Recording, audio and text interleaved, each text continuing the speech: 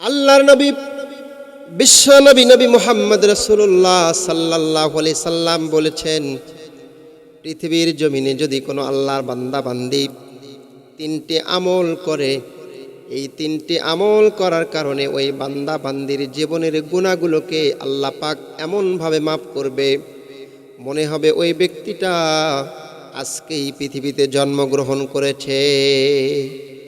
একটা শিশু বাচ্চা পৃথিবীতে জন্মগ্রহণ করলে যেমন কোনো পাপ থাকে না, আল্লাহর নবী বলেছেন আল্লাহর কোনো বান্দা বান্দি যদি তিনটি আমল করে, এই তিনটি আমল করার কারণে আল্লাহ রাব্বুল আলামিন তার জীবনের সমস্ত গুনাহ খাতাগুলোকে মাফ করে দেবে। এক নাম্বার, আল্লাহর কোনো বান্দা বান্দির যদি হজটা কবুল হয়ে যায়, ইসলামের খুঁটি ধনীদের জন্য আমল হজ যদি কোনো বান্দার কবুল হয়ে যায়, এই হজ কবুল হওয়ার কারণে আল্লাহ পাক ওই বান্দার জীবনের যত গুনাহ আছে সমস্ত গুনাহগুলোকে আল্লাহ রাব্বুল আলামিন মাফ করে দেয়। সুতরাং সম্মানিত ধনাট্যশীল ব্যক্তিদেরকে বলবো, যাদের উপর হজটা ফরজ হয়েছে আপনারা হজটা করবেন। এই হজটা যদি আপনি করতে পারেন, এই হজটা যদি আল্লাহ রাব্বুল আলামিন আপনার কবুল করে, আপনার জীবনের সমস্ত গুনাহ খাতাগুলোকে মাফ করে দিবেন আল্লাহ। দুই নাম্বার আমলটা হলো, বিশ্বনবী বলেছেন আল্লাহর কোনো বান্দা বান্দি যদি সুন্দর করে ওযু করে, রাসূলের পদ্ধতিতে সুন্নাহ পদ্ধতিতে যদি কেউ ওযু করে, ওযু করার পরে 2 রাকাত সালাত আদায় করে, 2 রাকাত সালাত আদায় করে হামিদাল্লাহ ওয়া আসনা আলাইহি, সুন্দর করে ওযু করে 2 রাকাত সালাত আদায় করে যদি কোনো বান্দা আল্লাহ রাব্বুল আলামিনের তারিফ করে, প্রশংসা করে, আল্লাহ রাব্বুল আলামিন তার অন্তরটাকে এমন সুন্দর করে পরিষ্কার করে দেয়, জীবনটাকে এমনভাবে গুনাহমুক্ত করে দেয় যেন তার জীবনে একটাও গুনাহ নাই। নিষ্পাপ ব্যক্তি হিসেবে আল্লাহ পাক রব্বুল আলামিন কবুল করে নেয়।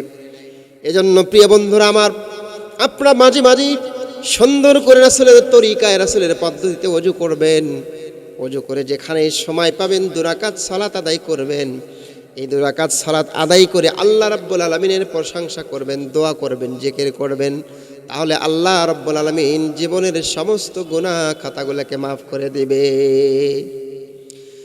3 নাম্বার, নবীজি বলেছেন যে সমস্ত বান্দা বান্দিগুলো আল্লাহ রাব্বুল আলামিন যে সমস্ত বান্দা বান্দিদের উপর বিপদ দেয়, কারো উপর বিপদ আসার পরে এই বিপদে যারা ধৈর্য ধারণ করে, ধৈর্য ধারণ করে আল্লাহর উপর তাওয়াক্কুল করে আল্লাহর প্রশংসা করে, বেজার হয় না, মন খারাপ করে না, এই বিপদটা আল্লাহর পক্ষ থেকে এসেছে, এটাই যারা বিশ্বাস করে, এটাই যারা মেনে নেয়, আল্লাহ পাক তাদের জীবনের গুনাহ খাতাগুলোকে মাফ করে দেয়।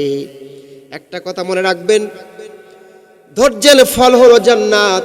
যারা এই পৃথিবীতে ধৈর্য ধারণ করবে, বিপদে যারা ধৈর্য ধারণ করে আল্লাহর উপর তাওয়াক্কুল করবে, ধৈর্য ধারণকারীদের সঙ্গে আমার আল্লাহ রাব্বুল আলামিন স্বয়ং নিজে রয়েছে।